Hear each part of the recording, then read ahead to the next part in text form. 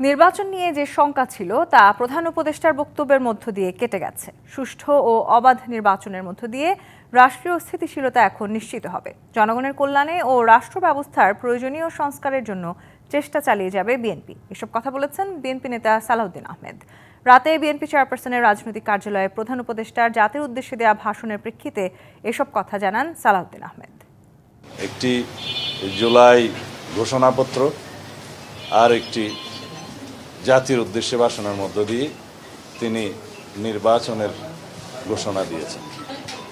আমরা দুটোকেই স্বাগত জানাই।